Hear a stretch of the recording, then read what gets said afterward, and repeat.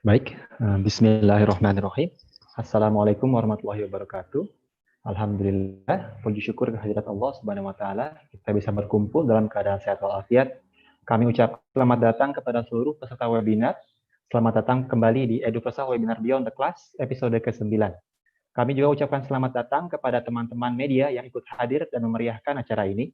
Teman-teman dari Jawa Pos, Kompas, Tribun News, Indonesia Inside, Antara, KR Jogja, selamat datang. Perkenalkan, saya Surya Saputra dari Eduversal. Mohon izin untuk menjadi moderator di webinar kali ini. Acara Eduversal Webinar Beyond the Class merupakan sebuah kegiatan rutin yang diselenggarakan oleh Eduversal untuk memfasilitasi guru-guru di seluruh Indonesia untuk mengikuti perkembangan teknologi di bidang pendidikan. Eduversal sendiri adalah perusahaan penyedia layanan pendidikan, dan Eduversal mempunyai berbagai program untuk meningkatkan kualitas pendidikan di sekolah. Pembicara pada webinar kali ini adalah Bapak Ade Kiki Ruswandi, BSc. Beliau adalah guru di SMA Pribadi Depok dan juga Kepala Departemen Matematika di Eduversal. Apakah Pak Kiki sudah bergabung? Sudah, Pak. Siap. Baik. Acara akan dimulai dengan pemaparan dan simulasi mengenai materi oleh pembicara. Kemudian ada sesi tanya-jawab. Jika Bapak atau Ibu ingin bertanya, Bapak Ibu dapat langsung mengetik pertanyaannya di grup chat. Dan di akhir webinar akan ada kuis mengenai materi yang disampaikan. Jadi apabila Bapak atau Ibu bisa menjawab minimal 50% dari soal yang diberikan, maka Bapak Ibu bisa mendapatkan sertifikat elektronik secara gratis. Sertifikatnya akan dikirim melalui email masing-masing. Baik, materi yang akan disampaikan kali ini adalah fitur-fitur tingkat lanjut dari Google Classroom. Oke, kami persilakan Pak Kiki untuk memulai pemaparan.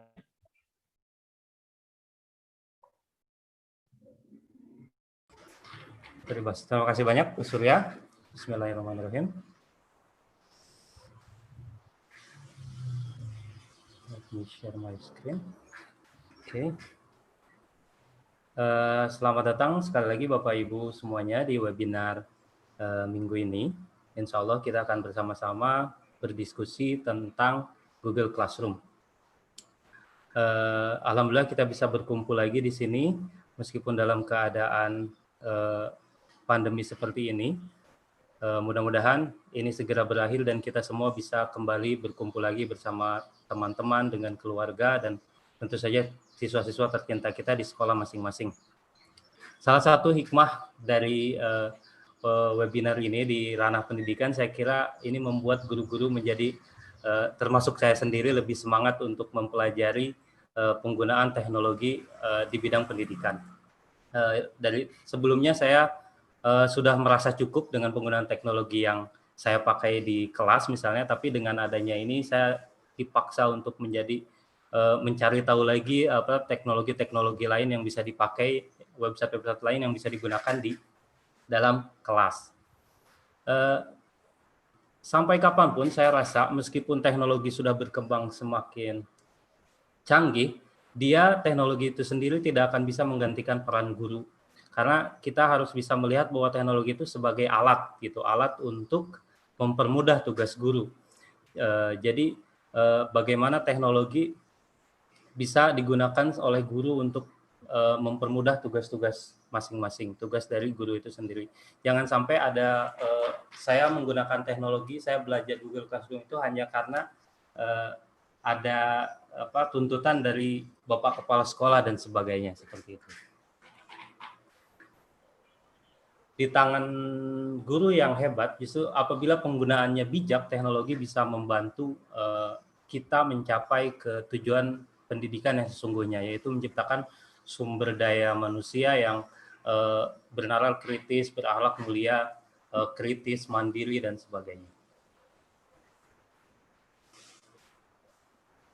Jadi saya membagi platform pendidikan ini menjadi beberapa kategori. Ini versi saya.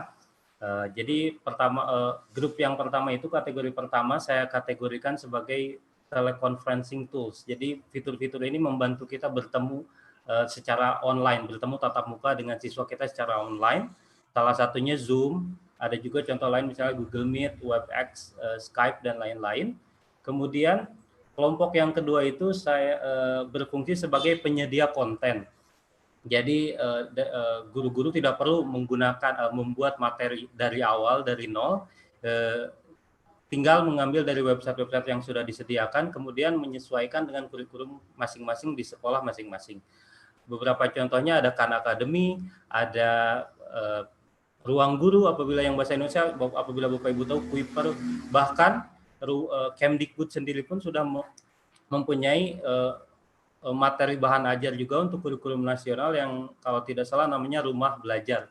Jadi apabila Bapak Ibu menggunakan kurikulum nasional di sekolahnya bisa mengambil materi bahan ajar dari Rumah Belajar yang dibuat Kemdikbud itu. Kelompok yang ketiga itu disebut Learning Management System. Di sini tempat guru untuk mengadministrasikan pembelajaran dia, mengirimkan tugas ke siswanya, memberikan penilaian, memberikan feedback, dan siswa juga bisa berkomunikasi dengan teman-temannya, dengan guru-gurunya, dan bisa juga melihat nilai dari masing-masing tugas yang gurunya berikan.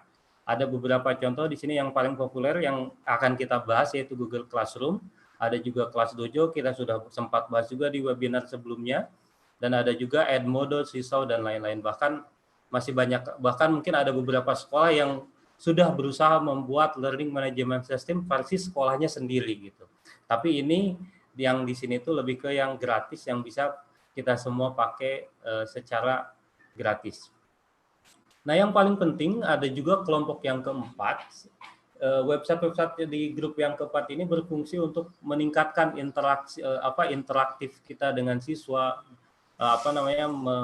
banyak sekali. Salah satu contohnya peer deck itu, jadi kita bisa membuat presentasi yang interaktif, bisa tanya jawab dengan siswa dengan mudah. Kemudian ada juga Edpuzzle, bagaimana cara kita memberikan pembelajaran lewat video dan kita bisa mengakses apa saja yang sudah dilakukan oleh siswa itu terhadap video yang diberikan, dan ada juga class time, dan masih banyak lagi. Beberapa bisa digunakan untuk melakukan evaluasi pembelajaran itu sendiri. Jadi beberapa platform itu bisa digunakan untuk mengetes apakah siswa sudah paham materi yang kita disampaikan apa belum. Ada Quizizz, Quizlet, Kahoot, Google Form, dan sebagainya. Pada minggu sebelumnya kita juga membahas tentang EdSite bersama Pak Iqbal. Di situ juga bagaimana kita bisa membuat pertanyaan-pertanyaan dengan banyak format supaya anak-anak tidak bosan. Banyak sekali formatnya, bisa mencocokkan, bisa multiple choice, bisa grup, dan sebagainya. Nah, jadi sekarang kita akan sedikit lebih dalam, kita akan berbicara sedikit lebih dalam tentang Google Classroom. Jauh sebelum pandemi dimulai, sebagian guru-guru kita sudah menggunakan Google Classroom. Jadi Google Classroom itu memang sangat berguna sekali untuk guru untuk membuat pembelajaran lebih produktif dan bermakna. Google Classroom memudahkan guru untuk mengirimkan tugas, memfollow up tugas, berkomunikasi dengan siswa. Bahkan kita juga pada seminar sebelumnya sudah dibahas bagaimana cara membuat tugas yang tugas kelompok gitu, bagaimana kita bisa membuat siswa-siswa berkolaborasi secara online dengan teman-temannya. Selain gratis, ia juga bisa membatasi penggunaan kertas juga. Dan juga Google Classroom bisa membantu guru untuk lebih terorganisir, memberikan materi, memberikan penugasan, dan siswa juga bisa lebih terorganisir untuk mengerjakan tugasnya. Dengan memberikan deadline, waktu akhir bagi masing-masing tugas, siswa bisa melihat big picture gitu, tugas apa saja yang harus selesai dalam 2 hari ke depan, tugas apa saja yang harus selesai dalam 3 hari ke depan, dan sebagainya. Jadi mereka bisa memprioritaskan apa yang harus didahulukan. Google Classroom juga sangat mudah berintegrasi dengan website-website lain. Apabila Bapak Ibu misalnya memberikan tugas lewat Edpuzzle, kita bisa integrasikan langsung dan nilainya akan langsung otomatis tertransfer ke Google Classroom. Jadi kita tidak perlu menambahkan nilai dari platform-platform lain ke Google Classroom secara manual satu persatu. Karena misalnya Quizizz itu sendiri, apabila Quizizz sudah diintegrasikan dengan Google Classroom, setiap anak mengerjakan tugas di Quizizz, nilai anak akan muncul di Google Classroom beserta respon-respon yang diberikan anak tersebut di Quizizz tersebut. Apa saja yang bisa dilakukan di Google Classroom? Sebagai guru tentu saja bisa mengelola kelas dan memberikan nilai dan saran. Yang paling penting ini memberikan saran ini. Kadang-kadang guru sibuk dengan tugas administrasi lainnya, misalnya sibuk untuk persiapan graduation, acara perpisahan atau sibuk hal lain, malah mengesampingkan tugas utama guru itu sendiri, yaitu memberikan feedback ke siswa kita. Bagaimana kita bisa membantu anak dari satu tahapan pemahaman ke pemahaman lain. Kadang-kadang kita sebagai guru hanya fokus ke nilai akhir aja. Kita berikan 75, udah kita berikan 80, udah. Padahal sebaiknya kita memberikan feedback yang bisa memberikan kesempatan tahapan learning yang lebih dalam lagi. Sebagai siswa di Google Classroom, mereka bisa mengakses tugasnya, bisa melihat materinya, dan bisa mengumpulkan tugasnya.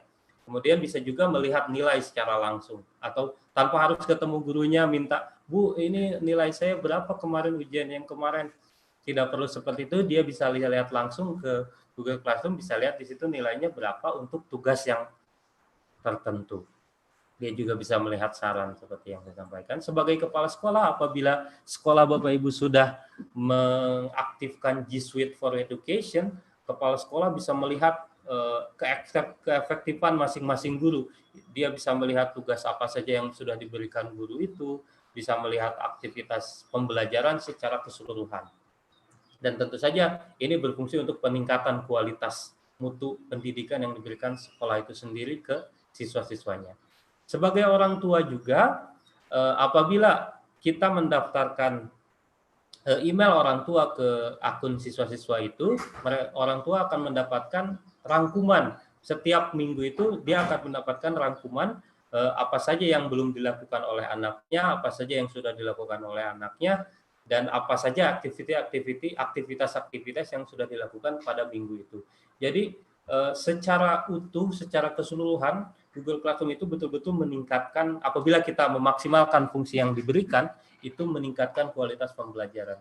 Komunikasi antar siswa dan guru, komunikasi antar guru dan kepala sekolah, guru dan orang tua bisa terjalin dengan bagus. Alangkah pemandangan yang menarik apabila orang tua betul-betul perhatian terhadap apa tugas yang dilakukan siswa gitu kan, mengingatkan tugas yang harus beres karena mereka mendapatkan akses. Nilai summary atau rangkuman yang ringkasan yang diberikan ke orang tua itu tidak diberikan nilainya, jadi hanya diberikan penugasannya aja, nama tugasnya apa, kapan deadline-nya, tapi nilainya itu tidak diberikan karena supaya itu untuk siswa saja dulu. Jadi pada webinar sebelumnya kita sempat membahas Google Classroom, hanya saja waktu itu berbarengan dengan pembahasan Zoom. Jadi dalam satu sesi membahas dua materi, yaitu Google Classroom dan Zoom. Jadi perlu waktu tambahan untuk membahas lebih dalam gitu. Pada webinar sebelumnya kita sudah belajar bagaimana membuat akun di Google Classroom, bagaimana menyiapkan Google Classroom, bagaimana membuat kelas, bagaimana memberikan penugasan, bagaimana juga berkomunikasi dengan siswanya. Jadi pada hari ini kita akan lebih fokus ke bagaimana kita memberikan penilaian, bagaimana kita memberikan feedback ke siswa-siswa kita. Seperti itu. Insya Allah dalam 30 menit atau 40 menit ke depan kita akan membahas ini. Nah, sebelum lanjut ke sistem penilaian yang akan kita gunakan, saya ingin berbicara sedikit tentang tips dan trik hal-hal kecil yang bisa kita lakukan di Google Classroom. Yang pertama, terkait penggunaan tema ini. Ketika siswa kita masuk ke Google Classroom, hal yang paling pertama mereka temui adalah foto ini. Foto di atas ini. Setiap kapanpun mereka masuk, mereka akan selalu melihat foto ini. Jadi ini kalau apabila tempat ini bisa kita jadikan sebagai papan pengumuman. Kadang-kadang kan biasanya kita hanya di sini kita taruh sebagai foto buku atau foto kelas kita atau apa. Tapi alangkah lebih baik apabila kita menggunakan ini untuk papan pengumuman. Jadi misalnya saya bisa memberikan info terkait karena saya menggunakan Zoom misalnya, saya bisa memberikan meeting ID di sini.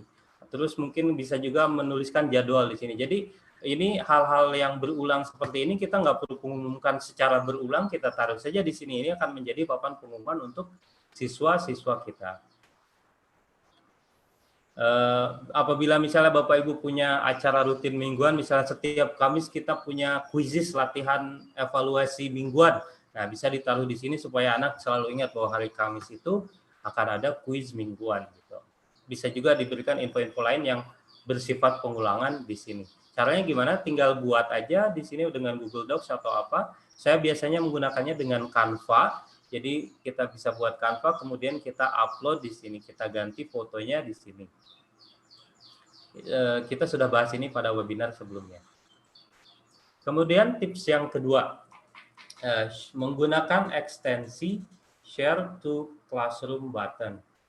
Jadi misalnya saya sedang membaca sebuah artikel gitu, kemudian saya berpikir, wah ini bagus nih untuk saya share ke siswa saya. Kita nggak perlu copy paste, kita bisa langsung klik di sebelah kanan apabila Bapak Ibu sudah mengaktifkan ekstensi Google Classroom ini.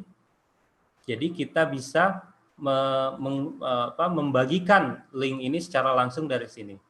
Jadi kita tinggal klik ini, kemudian akan muncul ke kelas mana kita akan mencoba share-nya. Misalnya saya punya 4 kelas yang berbeda, saya akan share-nya ke kelas ini. Jadi langsung saja kita share link ini di sini, dan kemudian kita bisa pilih apakah mau dijadikan tugas atau dijadikan hanya pengumuman saja.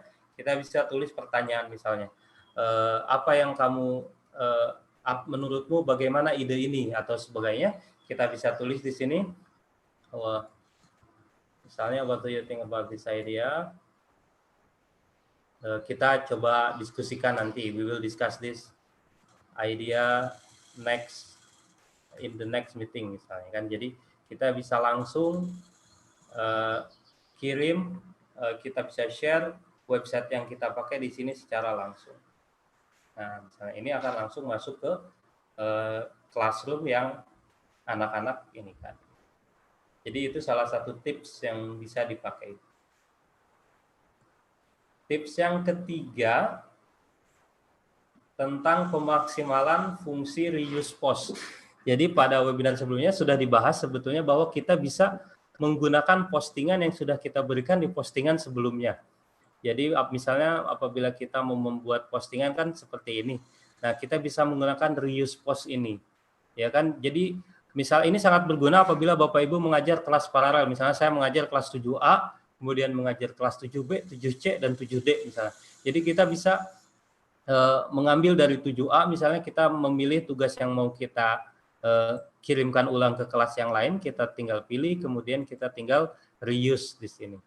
Jadi kita bisa hanya perlu sedikit edit dari tugas yang sudah diberikan, kita bisa assign di sana. Alangkah lebih bagusnya lagi apabila kita membuat satu kelas khusus yang kita sebut My Template misalnya. Jadi sebelum kita mengirimkan postingan kita ke kelas yang kita tuju, kita coba buat dulu aja di draft sini. Kita buat satu kelas, sebut saja ini namanya My Template misalnya kan. Kita buat tugas di sini. Jadi ketika Bapak Ibu mau mengedit, mau apa di sini nggak langsung terkirim langsung ke siswa gitu. Jadi kita arsipkan dulu di sini. Di sini nggak ada kelas, nggak ada siswa-siswa lain. Di sini hanya kita saja. Ini lebih ke kayak template-template kita. Nanti tanggal 5 saya mau post ini, tanggal 6 mau post ini. Jadi udah disiapkan di sini dan kita bisa langsung ambil untuk kelas 7B, kelas 7C dan lain-lain dari sini. Bisa juga kita menggunakan fitur reuse post ini untuk berbagi dengan guru-guru yang mengampu pelajaran yang sama dengan kita. Misalnya saya membuat kelas, sebut saja matematika resource, misalnya karena saya guru matematika, kemudian saya undang guru-guru lain yang juga mengajar kelas 7B, kelas 7 misalnya, atau mengajar matematika. Jadi kita minta guru-guru untuk menaruh penugasan yang mereka buat di sini. Jadi kita bisa saling berbagi materi yang diberikan guru lain pada kelasnya. Kita juga bisa menggunakan, mengeditnya, malah mungkin kita bisa berbagi tugas dengan guru-guru. Pak, nanti Bapak menyiapkan bab 1, saya siapin bab 2 ya, nanti kita lihat bareng-bareng, nanti kita edit. Jadi ketika membuat penugasan, ketika ini bisa berbagi dengan guru-guru yang lain. Saya belum menggunakan ini karena saya baru menemukannya beberapa minggu lalu. Insya Allah pada tahun ajaran depan saya akan mengajak teman-teman guru matematika saya di sekolah saya untuk membuka resource seperti ini, jadi kita bisa berbagi gitu, berbagi materi yang sudah kita buat atau berbagi tugas. Bab 1, Bapak kerjakan bab 1, saya bab 2 dan sebagainya. Jadi ini sangat membantu untuk guru-guru berbagi tugas, berbagi materi dengan guru-guru lain. Kemudian tips yang keempat itu menggunakan emoji, bitmoji. Jadi salah satu kelemahan Google Classroom itu bahwa kita tidak bisa meng-highlight kata-kata gitu. Di Google Classroom itu tidak ada fitur untuk menebalkan beberapa kata, tidak ada fitur untuk memiringkan beberapa kata, setahu saya. Jadi itu sulit untuk kita untuk meng-highlight sesuatu. Nah, salah satu solusi yang diberikan dari tips ini bisa dengan menggunakan gambar. Jadi mungkin ini belum cukup sesuai, tapi misalnya kita mau memberikan tugas ini urgent, kita bisa menggunakan tanda petir misalnya, tanda apa untuk menandakan bahwa itu urgent gitu, atau tugas ini menarik dengan tanda ini dan sebagainya. Kita bisa menggunakan fitur-fitur seperti ini.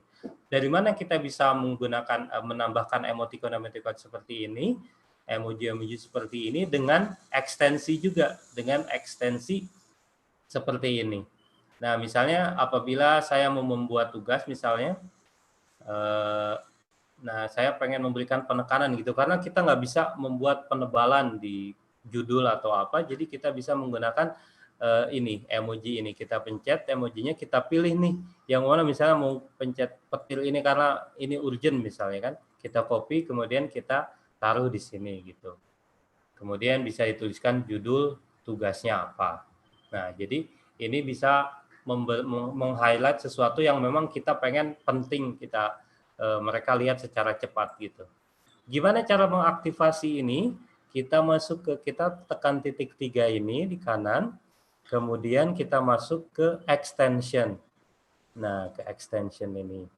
Kemudian ini extension yang sudah saya gunakan. Apabila Bapak Ibu menambah yang baru, kita bisa ke Open Chrome Web Store ini.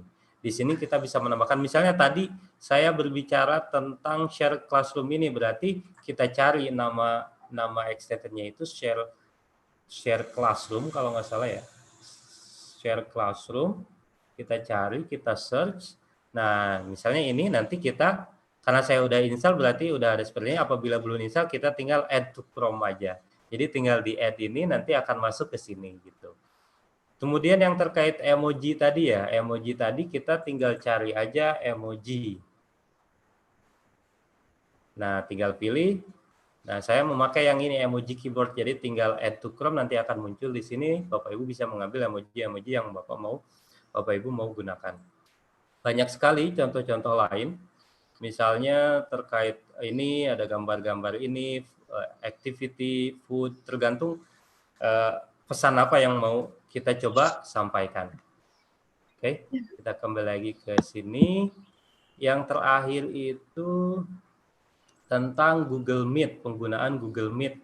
Jadi beberapa dari kita menggunakan Google Meet untuk sarana kita berkomunikasi dengan siswa, untuk menggali tatap muka kita dengan siswa. Nah, kadang-kadang ketika kita melaksanakan pembelajaran, kita nggak tahu siapa sih siswa yang masuk, jam berapa sih siswa ini masuk, jam berapa siswa ini pulang. Kadang-kadang ada 20 siswa, kita nggak bisa memperhatikan langsung gitu. Nah, dengan menggunakan extension Meet Attendance, itu kita bisa mendapatkan pelaporan setelah sesi pembelajaran kita berakhir. Itu kita akan mendapatkan laporan dalam bentuk Google Docs, dalam bentuk Google Microsoft Excel, bisa juga. Itu kita bisa mendapatkan pelaporan siswa A masuk jam 12.30, keluar lagi jam 12.40. Siswa B masuk jam segini, keluar jam segini, masuk lagi jam segini, keluar lagi jam segini. Gimana cara mengaktifkan fitur itu? Sama seperti tadi, kita menambahkan extension masuk ke halaman ini. Nah, kemudian kita bisa cari namanya Meet Attendance. Nah, seperti ini. Jadi kita cari Meet Attendance, kita aktifkan ini Meet Attendance ini. Nanti ada ketika kita mengaktifkan Google Meet, kita juga bisa langsung di sini. Fitur tambahan juga dari Google Classroom bahwa kita bisa mengaktifkan Google Meet di sini. Apabila Bapak Ibu sudah memakai G Suite, kita tidak perlu setiap pertemuan mengirimkan link dari Google Meet-nya. Jadi dia akan muncul langsung di sini. Jadi anak akan tahu apabila saya mau masuk ke kelas Universal Beyond the Class atau kelas 7A, kita bisa masuk langsung ke di sini. Di sini akan langsung muncul. Seperti itu. Oke. Sebelum masuk ke tips and tricks, saya ingin melakukan beberapa polling. Polling yang pertama, di sekolah Bapak Ibu, LMS apa saja yang Bapak Ibu gunakan gitu. Jadi saya pengen tahu aja seberapa banyak Bapak Ibu menggunakan LMS. Saya coba tunjukkan di sini. Jadi ini akan muncul di ini Bapak Ibu. Banyak yang menggunakan Google Classroom. Ada 16 orang, masih lama juga. Silakan. Jadi ini tips and tricks yang bisa dipakai. Hal kecil tapi saya rasa ini punya bisa menyelesaikan salah satu permasalahan-permasalahan yang kita temui di dalam kelas.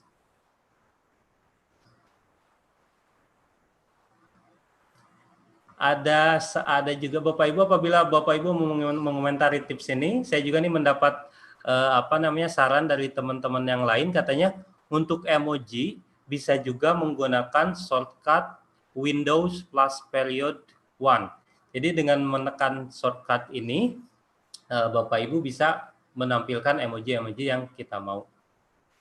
Apabila Bapak Ibu ingin mengomentari tips and tricks ini juga bisa ditaruh di chat, bisa bisa juga Bapak Ibu apabila Bapak Ibu memiliki pertanyaan bisa ditaruh di Zoom, bisa juga Bapak Ibu masuk ke link ini. Masuk ke link yang ada di sini dan Bapak Ibu menuliskan pertanyaannya di sana.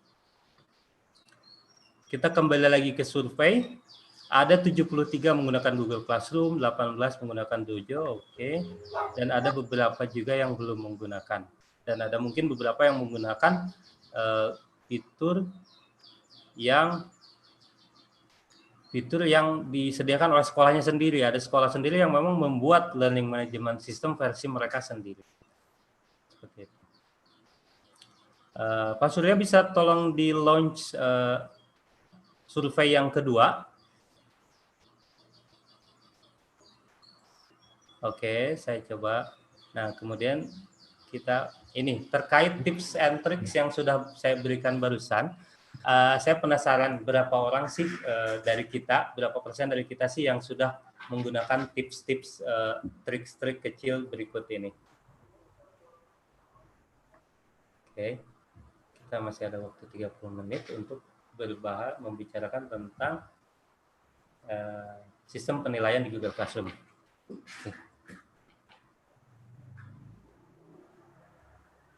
Kita lihat hasilnya. Ternyata sudah banyak Bapak Ibu yang sudah menggunakan ini. Jadi mungkin mohon maaf berarti hanya pengulangan yang saya berikan. Tapi insya Allah ini bermanfaat untuk teman-teman yang lain yang belum familiar dengan penggunaan Google Classroom. Oke.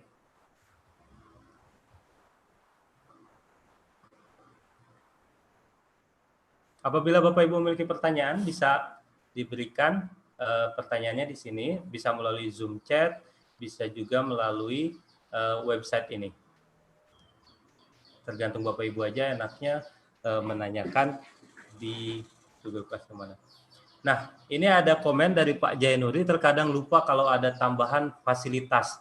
Nah, justru itu pesan yang harus kita sampaikan kepada teman-teman guru lain itu bahwa betapa bergunanya loh Google Classroom itu. Jadi jangan hanya memberikan tutorialnya saja. Apabila memberikan tutorialnya saja, itu saya juga cenderung malas gitu. Misalnya ada teman memberikan tutorial, misalnya memberikan link YouTube yang mengenai tutorial, saya malas gitu. Tapi apabila kita memberikan pesan ke teman-teman guru kita bahwa Google Classroom sangat berguna. Nah, kepercayaan bahwa Google Classroom sangat berguna ini akan mendorong kita untuk mengeksplor itu sendiri gitu. Jadi yang pertama harus kita lakukan itu sebenarnya menanamkan bahwa Google Classroom itu sangat berguna. Nanti tanpa sadar kita akan berusaha mau gitu, ada keinginan untuk mengeksplor gitu, seperti itu. Oke, kita lanjutkan saja ya ke bagian yang kedua, yaitu tentang sistem penilaian. Jadi kalau sebelumnya pada webinar sebelumnya kita fokus bagaimana cara kita memberikan tugas. Kemarin juga dijelaskan tugas-tugas apa saja yang kita bisa berikan di Google Classroom. Kita bisa menggunakan Google Docs, kita bisa menggunakan Google Slide, kita bisa menggunakan fitur-fitur lain. Nah, sekarang kita akan lebih fokus ke sistem penilaiannya. Ada 5 aspek yang kita akan coba penuhi: kategori penilaian, kalender, rubrik penilaian, dan pemberian feedback. Oke, kita mulai, kita masuk ke sini misalnya. Kita sedikit review terkait ini. Apabila Bapak Ibu memberikan assignment, akan muncul tampilan seperti ini. Di sini tampilan judul, ya kan? Kemudian di sini tampilan instruksi. Alangkah lebih baik apabila kita memberikan instruksi secara jelas gitu. Apa saja yang harus dilakukan, di mana mereka harus mengumpulkan. Jadi misalnya kita harus memberikan instruksi yang sangat jelas di sini.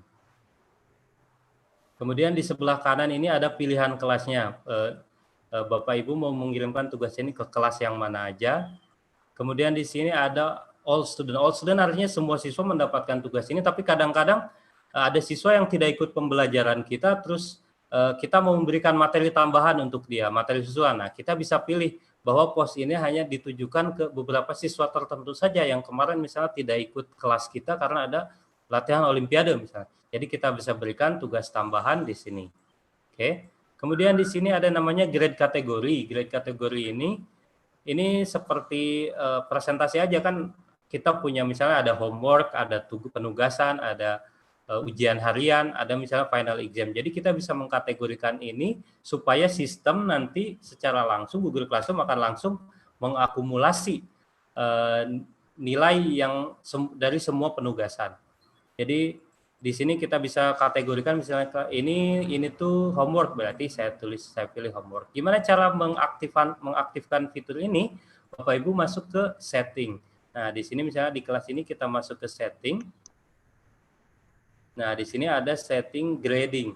Nah, di sini ada 3 pilihan. Jadi pertama, no overall grade artinya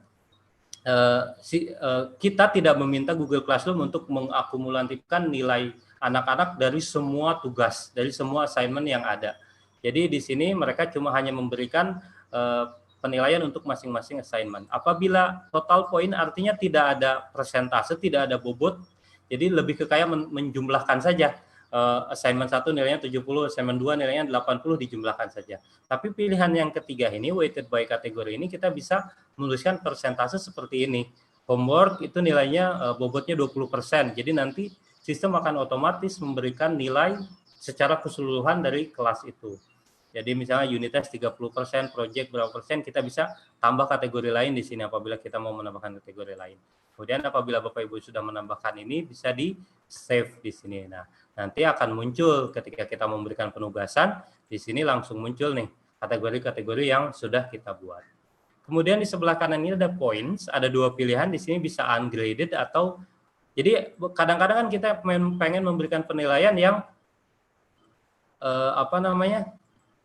kita pengen anak-anak mengerjakan gitu, tapi kita nggak mau memberikan nilai, jadi kita bisa pilih di sini. Jadi tugas ini tidak akan diberikan penilaian.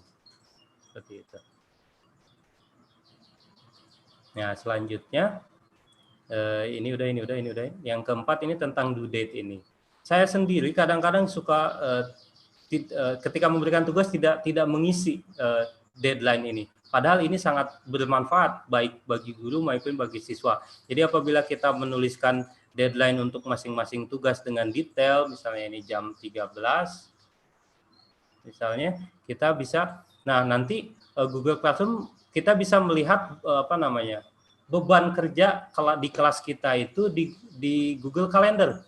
Kita bisa lihat Google Calendar dari kelas ini, misalnya kita bisa melihat apa saja yang harus dikerjakan siswa di kelas ini. Misalnya saya coba aktifkan satu kelas saja. Misalnya di bulan Mei ada 5 tugas yang saya berikan tanggal 15, yang deadline tanggal 15 ini, yang deadline tanggal 16 ini. Jadi siswa tahu gitu yang mana yang harus dikerjakan duluan, kapan harus mengerjakan tugas yang ini, akan membantu mereka untuk memprioritaskan yang harus mereka lakukan. Apabila siswanya mengikuti banyak kelas, dia bisa mengaktifkan di sini jenis-jenis kelas yang mau dia aktifkan di sebelah kiri. Dia bisa Jadi akan muncul di sini tugas-tugas dan deadline-nya kapan gitu. Jadi anak-anak bisa memvisualisasikan gitu beban kerjanya. Sebagai guru juga kita bisa melihat gitu beban tugas yang kita berikan ke siswa itu tuh seberat apa sih. Di sini kita tahu, oh iya, anak-anak tuh harus mengerjakan 3 tugas dalam minggu ini, berarti saya nggak boleh mengirimkan tugas lagi dong. Itu kan seperti itu. Jadi sangat bermanfaat untuk guru refleksi melihat seberapa besar tugas yang sudah diberikan. Nah, kemudian juga di mata guru, kita juga kan diharapkan untuk memeriksa nilai-nilai mereka. Nah, di sini, di to-do list ini kita bisa tahu minggu ini saya harus meriksa tugas yang mana sih, gitu kan. Jadi, misalnya karena deadline-nya tanggal 28, berarti tanggal 29 saya harus segera memeriksa tugas ini, memberikan feedback ke masing-masing siswa, dan sebagainya. Jadi, dengan penggunaan kalender tadi ini, menulisan due date ini sangat bermanfaat untuk guru, untuk mereka memanage juga kapan untuk memeriksa tugas-tugas tertentu.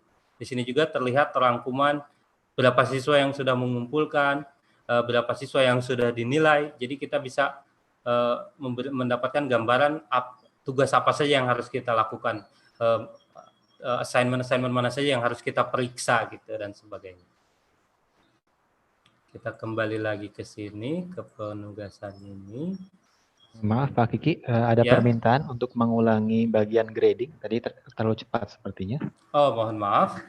Jadi nanti kita akan fokus ke bagian grading, tapi kita masih di pembuatan assignment ini ya. Kita mohon maaf. Nah, jadi kita sedang membahas setiap bagian dari ini, judul, instruksi, apabila mau menambahkan di sebelah sini. Di sini untuk menentukan kelas yang mana, di sini untuk menentukan apabila hanya untuk beberapa siswa kita bisa pilih siswa yang mau kita kirimkan tugasnya di sini. Kemudian di sini lebih ke grading kategori.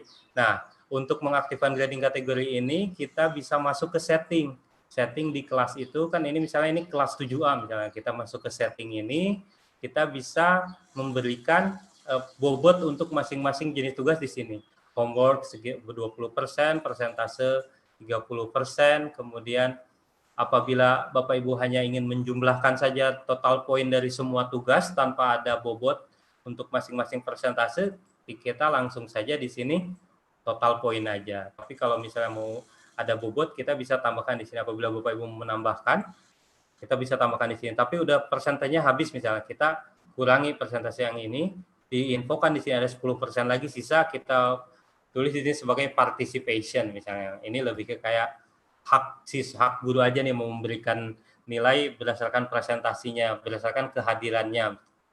Sebagai nilai bonus misalnya 10%, kita bisa seperti itu. Nah, apabila Bapak Ibu sudah mengaktifkan setting ini, ketika memberikan tugas di sini akan muncul jenis-jenis tadi, jenis-jenis assignment-nya di situ, seperti itu. Karena mungkin tidak diaktifkan, tadi aktifkannya ini jadi nah, kemudian due date terkait itu. Nah, kemudian topik ini juga sangat penting, kita harus menuliskan topik untuk masing-masing ini supaya anak-anak jelas bisa melihat dengan gambaran besar tugas-tugas mana saja yang harus dia lakukan. Misalnya di topik ini, di topik assignment demo ini ada berapa tugas, di topik ini ada berapa tugas, atau mungkin Bapak Ibu juga bisa melabel topik dengan mingguan misalnya, karena kita online learning, jadi kita bisa tulis di sini minggu pertama misalnya 23 sampai 27 Mei ada tugas-tugas ini aja. Di sini misalnya topik yang kedua 27 Mei sampai 31 Mei misalnya. Jadi kita bisa ganti dengan itu. Jadi anak-anak bisa dengan mudah terorganisir gitu, tugas-tugas yang kita berikan itu jadi terorganisir. Seperti itu. Nah, kemudian ada lagi di sini yang kita sebut rubrik. Saya coba, apa itu rubrik? Rubrik itu seperti kriteria penilaian, tapi sebetulnya sangat mempermudah guru juga untuk memberikan penilaian. Misalnya saya coba berikan satu contoh. Sebelum kita mempelajari cara membuat rubrik, kita coba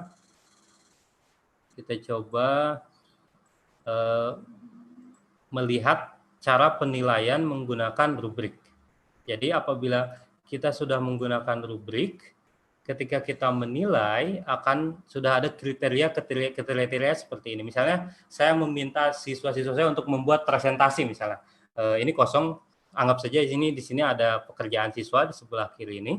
Nanti kita akan masuk ke pembahasan tampilan ini, tapi kita akan membahas ke rubrik dulu. Jadi misalnya apabila kita sudah membuat rubrik, kita bisa memberikan penilaian berdasarkan aspek-aspek tertentu yang sudah kita berikan. Misalnya saya membaginya menjadi 3 aspek. Ada aspek konten, ada aspek organization, ada aspek presentasi misalnya. Saya lihat kontennya, oh kontennya bagus, berarti nilainya 5 atau 4 poin misalnya. Oh kontennya kurang dalam, saya berikan 3 poin atau 2 poin. Jadi kita tinggal pilih aja di sini. Oh kontennya 3, oke lah gitu kan. Kemudian aspek yang kedua organization. Terkait urutannya, wah ini mereka membuat presentasinya secara terstruktur, urutannya jelas, flow-nya bagus, berarti kita berikan 5. Apabila flow-nya kurang bagus, kita berikan nilai 3, 1, dan sebagainya. Presentasinya gimana, penyampaiannya bagus, kita berikan nilai 5. Jadi secara otomatis mereka akan menjumlahkan poin yang kita pilih, nilai di sini akan berubah nih, tergantung pilihan yang poin yang kita pilih tadi. Misalnya ini 4 semua, di sini tadinya 93, apabila kita ubah di sini poinnya berubah jadi 80. Kemudian setelah Bapak Ibu memberikan poin berdasarkan aspek-aspek ini, misalnya ingin memberikan poin tambahan karena usaha yang diberikan keras, kita bisa tambahkan manual juga sendiri, tadinya 80 bisa jadi 85 gitu. Poin bonus, tapi ininya tidak berubah. Nah, jadi ketika penilaian menggunakan rubrik ini sangat membantu kita untuk lebih fair lagi, lebih adil lagi dari segi konten, saya bisa mengukur dari segi organisasi. Apabila tidak menggunakan rubrik dan penilaiannya langsung saja, 3 aspek kita nilai langsung, misalnya total keseluruhan saya berikan langsung 70. Nah, kadang-kadang itu kita kurang fair gitu, terlalu objektif. Tapi apabila kita membagi menjadi beberapa aspek, itu bisa lebih fair lagi pemberian penilaiannya. Bisa dipahami ya insya Allah. Nah, kemudian bagaimana cara membuat rubrik? Nah, ketika Bapak Ibu memberikan penugasan, kita kembali lagi ke fitur ini, ke penugasan ini. Ketika Bapak Ibu membuat penugasan, nah kita bisa menambahkan rubrik. Misalnya ini sudah diisi, tanggal sudah diisi. Nah, misalnya kita mau menambahkan rubrik, ada 3 pilihan. Bapak Ibu bisa menggunakan rubrik yang sudah Bapak Ibu punya, misalnya sebelumnya sudah punya di kelas lain, bisa menambahkan rubriknya. Karena saya sudah punya beberapa rubrik, tinggal pilih saja rubrik yang sudah saya buat misalnya. Atau apabila Bapak Ibu mau membuat sendiri, itu pun tidak sulit. Dan ini hanya sekali saja pembuatannya, kita pilih aja create rubrics di sini. Akan muncul seperti ini, kita tinggal tulis kriterianya. Misalnya tadi kita bagi menjadi 3 aspek, content, presentation, dan organization. Berarti kita pilih di sini, kita tulis saja dalam bahasa Indonesia content. Terus apabila Bapak Ibu mulai diberi detail, Bapak Ibu jelaskan konten yang bagus itu adalah ketika bla bla bla. Jadi aspek penilaian yang kita harapkan itu seperti apa. Bapak Ibu lebih tahu banyak tentang penulisan rubrik. Nah, kemudian di sini ada nilainya. Misalnya untuk nilai 1 kita mulai di sini misalnya kurang, tidak cukup misalnya kan. Jadi kita tulis di sini nilai poin 1 tidak cukup, deskripsinya apa? Nilai poin 1 tidak cukup itu ketika kontennya bla bla bla bla bla dan sebagainya. Kemudian poin 2 itu ketika kontennya apa, poin 3 itu ketika kontennya apa, poin 4 itu ketika kontennya seperti apa, dan poin kelima itu misalnya kontennya seperti apa. Jadi yang kelima saja, yang pertama yang kelima saja kita sebut misalnya ini sangat bagus. Nah, jadi kita bisa membuat ini untuk kriteria yang pertama. Untuk menambah kriteria, Bapak Ibu tidak menambah kriteria, bisa saja langsung duplicate di sini, langsung di copy. Nah, nanti akan muncul yang kedua, kita hanya perlu mengganti kriterianya saja. Ini misalnya presentasinya, penyampaiannya misalnya kan, penyampaian presentasinya tergantung tugas yang kita berikan, penyampaiannya misalnya kan. Jadi di sini nilainya sudah ada, kita tinggal ganti beberapa deskripsi. Nah, kemudian apabila mau menambah yang ketiga, kita bisa duplicate lagi, kita ganti misalnya tadi udah, ini misalnya organisasinya misalnya kan, atau misalnya ini kerjasama dari masing-masing kelompok, kita bisa tuliskan di sini. Dan apabila semuanya sudah, kita tinggal save. Oh, ada yang salah ininya, ascending, kita tinggal save. Oh, ini ada yang double, mohon maaf. 3, 4, apabila sudah di-save akan muncul. Itu seperti itu. Anggap saja ini udah di-save, kita karena ada double point tadi jadi kita bisa nanti kita sudah muncul nih rubriknya di sini. Nanti Bapak Ibu bisa melakukan penilaian seperti yang tadi saya tunjukkan. Nah, apabila Bapak Ibu sudah menggunakan G Suite for Education, di sini akan ada satu fitur tambahan yaitu yang kita sebut Originality Report.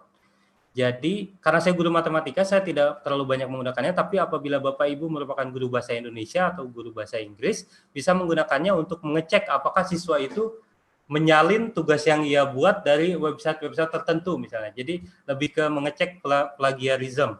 Di sana kita bisa tahu anak ini mengambil jawabannya dari website Wikipedia, misalnya mengambil jawabannya dari website ini. Jadi dengan menggunakan Originality Report, kita bisa mengambil itu. Ada pertanyaan apakah grade nilai tadi ini bisa skala 0 sampai 4? Bisa, nilainya 0 sampai 4 bisa tergantung Bapak Ibu memberikan penilaiannya. Jadi ini terkait penilaiannya. Kemudian apabila Bapak Ibu mau melakukan penilaian, ada dua cara. Pertama, Bapak Ibu bisa masuk ke classwork, pilih tugas yang mau kita nilai. Misalnya saya mau menilai tugas yang individual assignment. Misalnya kita tinggal pilih view assignment, akan muncul page seperti ini. Di sebelah kiri list siswanya, siswa yang sudah mengumpulkan, siswa yang belum mengumpulkan, kita bisa ubah urutannya berdasarkan nama juga di sini. Jadi kita bisa menuliskan berdasarkan status yang sudah mengumpulkan sama yang belum mengumpulkan. Di pojok atas ada mail, artinya ini apabila kita sudah memberikan feedback, apabila kita sudah memberikan penilaian, kita bisa kirim penilaian itu ke siswanya. Return, dengan return ini artinya kita mengembalikan tugasnya dengan harapan mereka mengerjakan kembali, menindaklanjuti feedback-feedback yang sudah kita berikan. Kemudian mereka bisa mengirimkannya lagi. Apabila sudah tahapan akhir, artinya tidak ada feedback lagi, artinya mereka bisa melihat feedback-feedback dari pembelajaran mereka. Tapi apabila masih bisa dikirimkan kembali, edit kembali, itu bisa menggunakan fitur ini. Di sebelah kanan ada seperti ini, penampilan tugas dari masing-masing siswa. Ada 5 yang sudah mengumpulkan. Kelas ini termasuk kelas malas ya, hanya 5 yang mengumpulkan. Tapi ini hanya simulasi saja. Misalnya apabila kita menekan ini, akan masuk ke fitur gradebook ini. Nah, di sini kita bisa melihat tugas dari anak-anak. Nah, di sini di sebelah yang bagian besar ini tugas yang sudah mereka kumpulkan. Jadi ada banyak sekali tergantung penugasan yang Bapak Ibu berikan. Di sini bisa ada muncul Google Docs, bisa juga foto, bisa juga video, bisa juga Google Slide, tergantung penugasan yang Bapak Ibu berikan. Jadi di sini akan muncul pekerjaan siswanya. Di bagian atas kita bisa mengganti ke siswa yang lain, misalnya kan bisa mengganti dengan mudah ke siswa yang lain, atau geser ke kanan ke siswa yang lain. Nah, di sebelah kanan kita punya nilai dan komen. Nah, kita harapkan Bapak Ibu bisa menuliskan komen setelah siswa selesai, misalnya good work, keep up the good work, atau misalnya bagus sekali, mantap, semangat terus, dan sebagainya bisa di sini. Atau beberapa komen terkait materinya.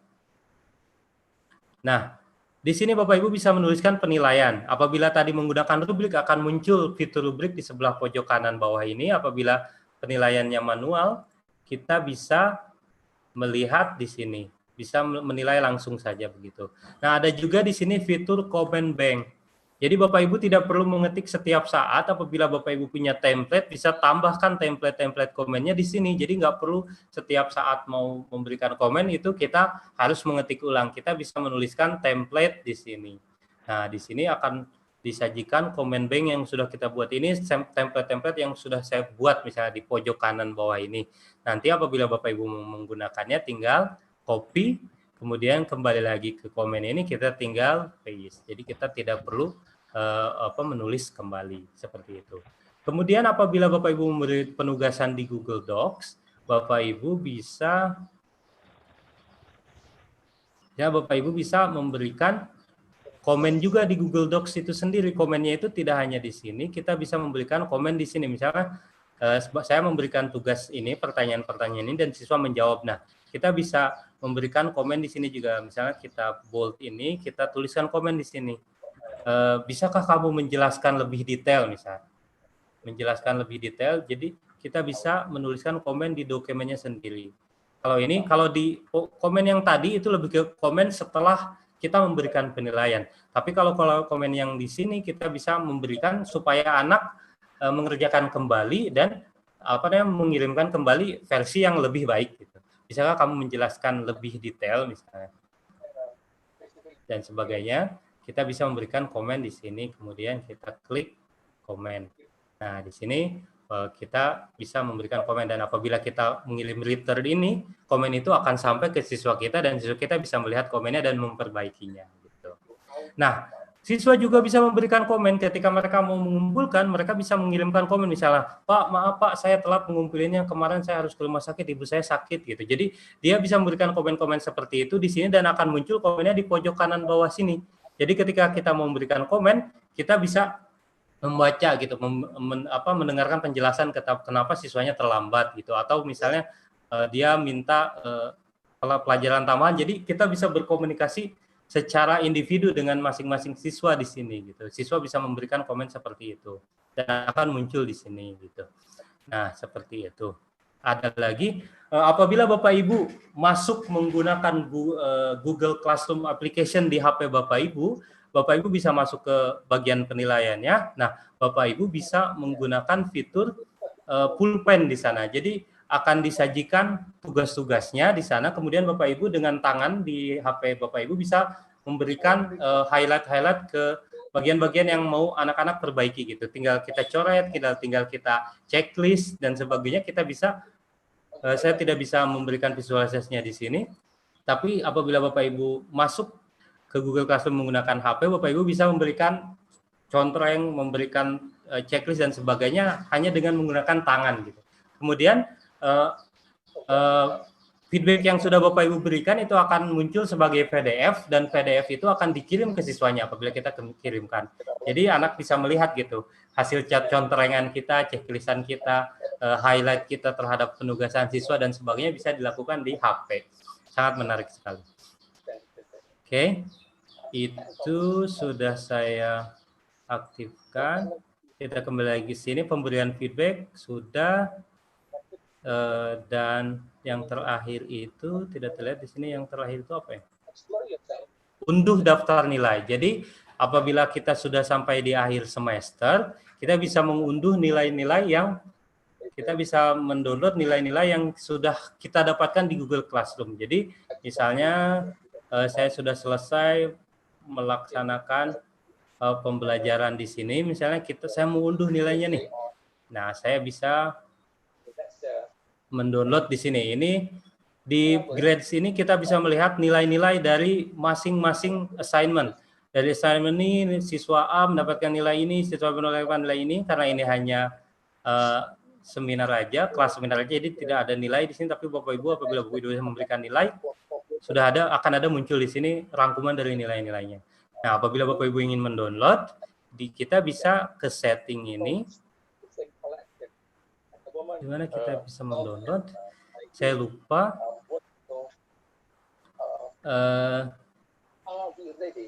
Pak Andri, di mana kita bisa mendownload? Saya lupa. Ya, itu di dalam assignment-nya.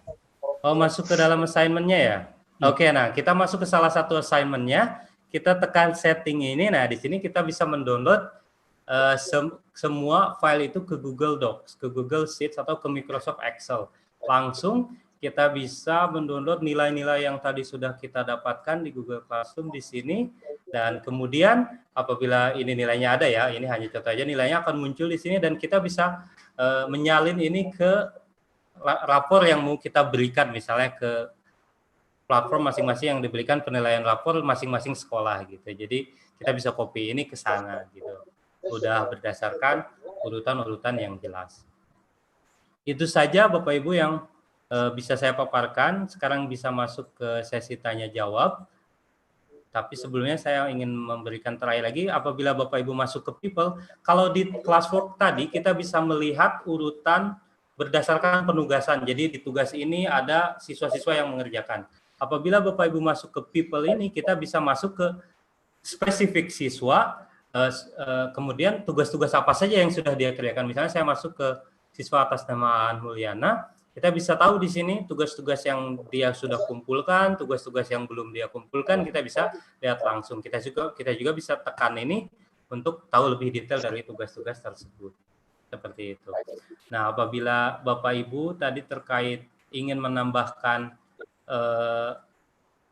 wali murid, bisa menambahkan di people ini juga. Apabila Bapak Ibu sudah mengaktifkan G Suite-nya, di sebelah kanan ini akan diminta email dari orang tua dari Ibu Adenta Mevi ini.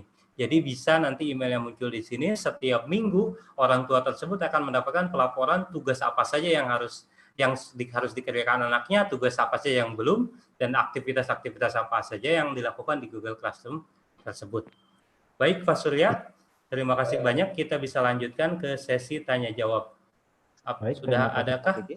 tanya jawab yang pertanyaan yang muncul? Kita langsung saja. Silakan Bapak Ibu untuk mengetik pertanyaannya melalui grup chat. Di sini kita sudah ada banyak ya pertanyaannya.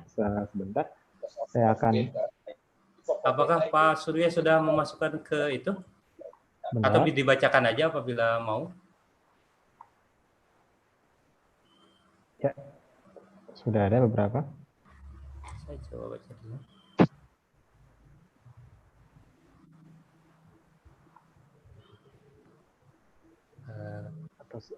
Sudah saya masuk, saya baca saja. Mungkin. Boleh. Izin bertanya, bagaimana mengarahkan siswa untuk menggunakan Google Classroom untuk pertama kalinya? Oke. Perlukah menjelaskan secara detail mengenai semua fitur Google Classroom pada siswa? Terima kasih banyak. Ya, tentu saja perlu kita memberikan pemaparan di awal gitu, apa saja yang kita bisa lakukan di Google Classroom.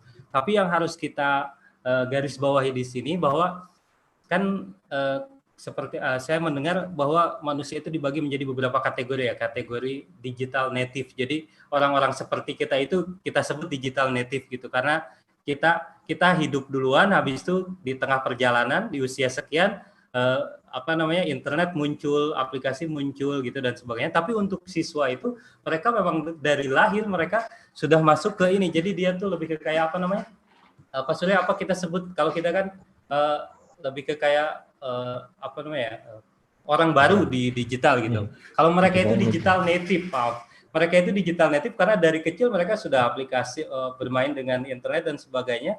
Apabila Bapak Ibu lihat mereka bermain game itu kan termasuk hal yang complicated gitu. Instagram di mana saya harus post, di mana saya ini, mereka kan nggak kita ajarin gitu. Mereka belajar sendiri gimana caranya melihat post, gimana caranya membuat foto. Jadi mereka itu sebetulnya cepat untuk mempelajari hal-hal seperti ini. Jadi jangan menyamakan kita dengan mereka. Kalau saya sendiri memang butuh waktu untuk mempelajari sesuatu yang baru karena ya teknologi datang ketika saya sudah berusia 18 tahun misalnya. Tapi kalau mereka itu teknologi datang bahkan ketika mereka dari usia 3 tahun gitu, usia 5 tahun mereka sudah bisa menggunakan HP misalnya kan menggunakan touchscreen.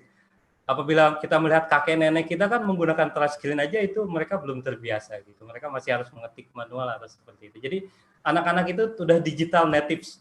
Saya percaya mereka cepat memahami itu. Jadi pemaparannya sekilas saja sambil jalan 1-2 minggu mungkin mereka masih belum tahu apa yang di mana mereka harus mengumpulkan, tapi setelah itu mereka akan terbiasa. Seperti itu. Ada pertanyaan yang lain? Baik, saya bacakan saja atau? Saya bacakan saja ya. Menurut presenter, bagaimana sisi afektif dari Google Classroom? Tidak ada kontak dengan guru-guru, semua serba teknikal.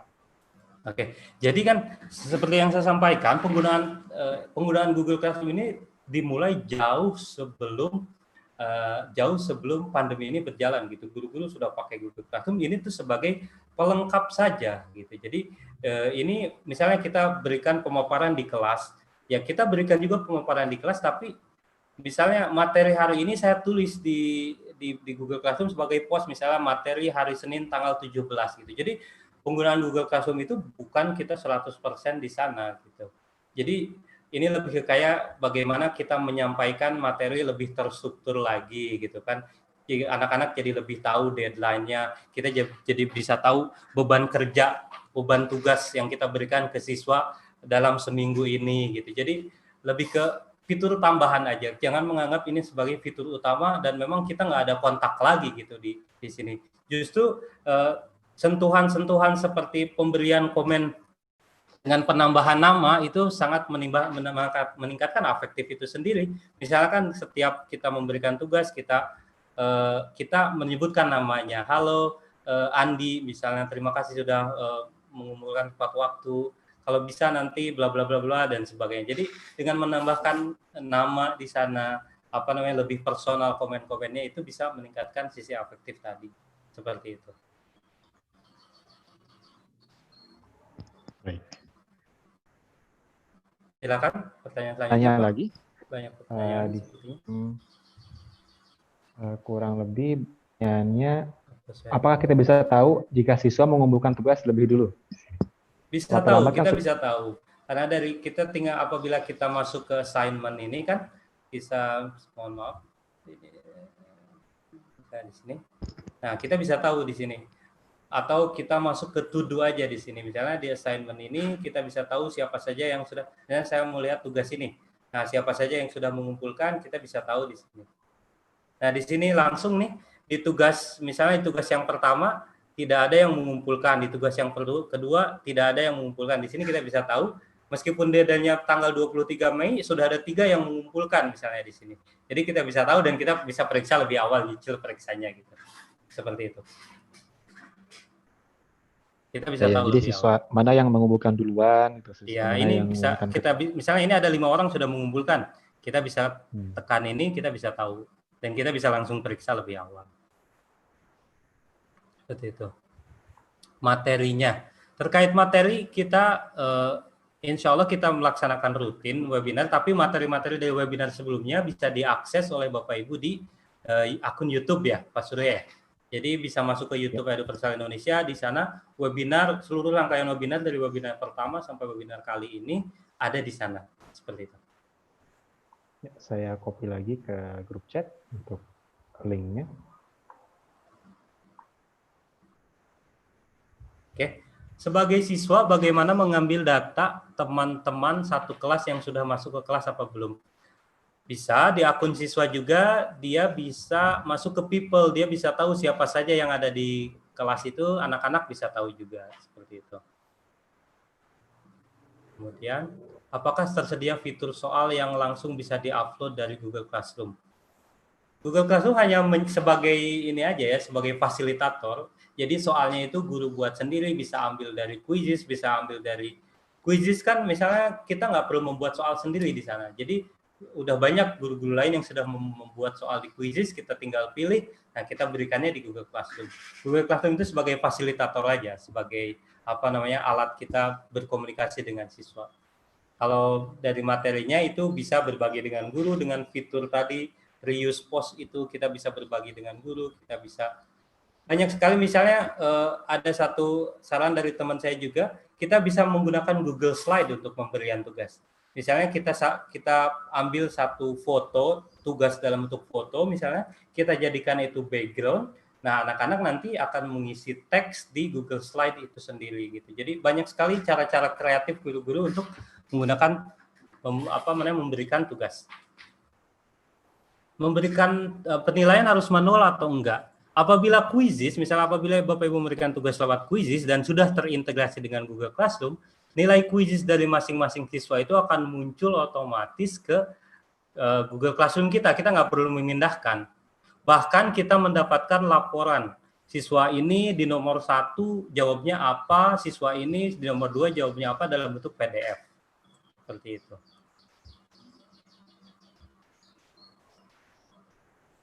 Jika kita melampiran ada pertanyaannya, bagaimana mengubah angka nilai antara 0? Angka tadi itu yang kita buat kita sendiri, saya sendiri yang membuat angka poinnya mau 0 atau 1, kalau mau 2, mau 4, kalau tadi saya menyentuhkan nilai untuk rubrik itu 1 sampai 5. Oke. Pak Ade, apakah perbedaan antara quiz dan assignment quiz? Baik, di sini ada quiz dan assignment quiz. Apabila quiz itu lebih ke penggunaan Google Form. Jadi apabila Bapak Ibu sudah menggunakan G Suite, apabila menggunakan penggunaan kuis di Google Form ini, ketika siswa mengerjakan itu mereka tidak bisa membuka tab yang lain, betul-betul terkunci hanya di situ aja dia bisa mengerjakan gitu. Jadi bedanya lebih ke penggunaan Google Form-nya aja. Seperti itu. Saya rasa itu. Nah, di Google Classroom apakah bisa mengecek yang mengerjakan siswa sendiri atau orang lain? Oke. Ya, hanya ada satu fitur yang bisa membantu ini, yaitu original report tadi. Apakah anak itu apakah anak itu dia mengambil dari website lain atau enggak? Tapi kita punya fitur-fitur lain sebetulnya. Misalnya ada yang namanya Go Guardian. Jadi misalnya ketika kita menyelenggarakan pembelajaran online, itu kita bisa melihat screen dari masing-masing siswa, screen laptop dari masing-masing siswa. Kita bisa tahu anak itu sedang membuka tab yang mana, anak itu sedang mengerjakan yang mana, kita bisa tahu. Bahkan kita bisa menutup tab-tab yang menurut kita tidak sesuai dengan aktivitas pembelajaran kita gitu. Banyak sekali penggunaan teknologi yang memang sangat membantu pekerjaan guru seperti itu. Jadi kita bisa melihat screen dari masing-masing siswa. Terkait ini ya kita harus sebetulnya terkait pola pikir ya, terkait ini untuk pengerjaan siswa sendiri itu. Jadi kita harus menjelaskan ke siswa dan kita sendiri harus memberikan pesan bahwa tujuan kita itu adalah belajar, bukan fokus ke hasil gitu, fokus ke hasil. Kalau misalnya kita semua masih memfokuskan pembelajaran ke hasil, ke penugasan gitu, tugasannya sudah selesai apa belum? Kalau hanya seperti itu, anak-anak akan cenderung mengerjakan kemungkinan curangnya lebih besar. Tapi apabila kita memberikan pesan bahwa yang kita mau itu adalah interaksi kita dengan konten loh. Yang kita bawa pergi itu bukan materinya loh. Materi itu akan kita lupakan. Materi minggu ini 2 bulan lagi belum tentu ingat. Tapi yang kita bawa pergi itu apa? Yang ilmu yang kita bawa pergi itu adalah seberapa gigih interaksi kita dengan konten itu. Jadi semakin serius interaksi kita dengan konten itu, semakin kita mendapatkan manfaatnya. Siswa mendapatkan manfaat ketika dia sangat berinteraksi dengan kontennya, dengan mengerjakan tugas, dengan berusaha berpikir, dengan mengaktifkan rasa penasaran, rasa ingin tahu, seperti itu. Kita harus memberikan pesan seperti itu. Ada lagi pertanyaan lain, Pak Surya? Baik, saya ada pertanyaan cukup panjang, saya bacakan saja. Saya menanyakan, saya mengajar paralel kelas. Ya. Terkadang untuk pemberian tugas, saya sudah langsung membuat tugas untuk kelas A pada hari itu dan saya ketik assign. Dan otomatis students di kelas A akan bisa lihat soalnya. Oh, bisa, Pak. Pertanyaan saya, bagaimana kalau soal yang di kelas A tadi mau saya kasih ke student di kelas B? Apakah saya hanya copy linknya saja atau saya bisa edit di assign-nya? Oke, kalau edit assign-nya, bagaimana caranya? Oke, saya coba berikan simulasinya. Misalnya, saya mau memberikan tugas di kelas resource-nya misalnya kan. Saya bisa, tinggal pilih reuse post di sini. Nah, kemudian kita pilih nih, dari kelas mana kita mau ambil. Nah, saya masih loading. Mohon maaf. Apakah ada masalah dengan internet saya? Jadi akan muncul di sini dari kelas mana saya mau mengambil reuse tadi, penggunaan ulang tadi. Saya coba dibuatkan di simulasi yang lain di sini. Saya mau membuat tugas di sini ya. Saya ambil reuse post di sini. Nah, dari kelas mana saya ambil? Misalnya saya mau ambil dari kelas Universal Beyond the Class. Nah, saya pilih assignment-nya yang mana, kemudian saya pilih tugasnya yang ini, kemudian kita pilih reuse, seperti itu, Pak. Nah, itu tidak akan langsung terpost. Kok lama ya? Nah, akan muncul ke seperti ini. Jadi kita udah dapat linknya, udah dapat settingan kita di sini, dan sebetulnya tugas yang baik itu ya di sini diberikan penjelasan yang detail.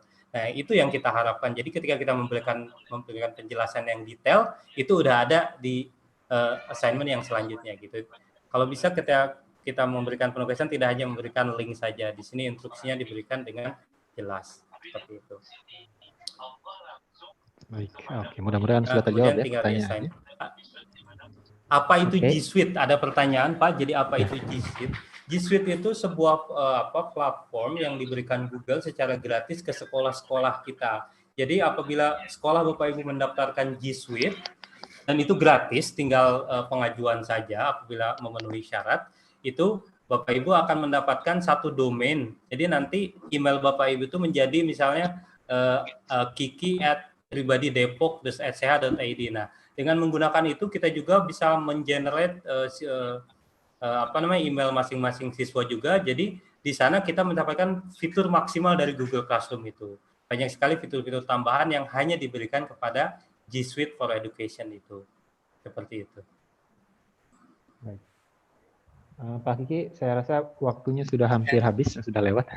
Iya, Iya, kita tutup saja ya untuk sesi tanya jawab ini.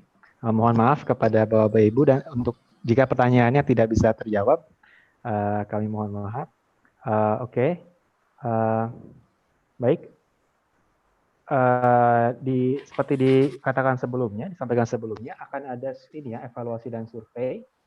Saya akan share linknya di grup chat. Silakan Bapak Ibu untuk mengakses surveinya. Jika bisa menjawab lebih dari 50% atau lebih, nanti akan ini ya Bapak Ibu bisa mendapatkan sertifikat elektronik yang akan dikirim melalui email. Oke, selain itu apabila Bapak Ibu ingin melihat kembali materi webinar, video-video seminar ini dan seminar sebelumnya bisa diakses di channel Telegram kami. Untuk channel Telegramnya kami akan copy linknya juga di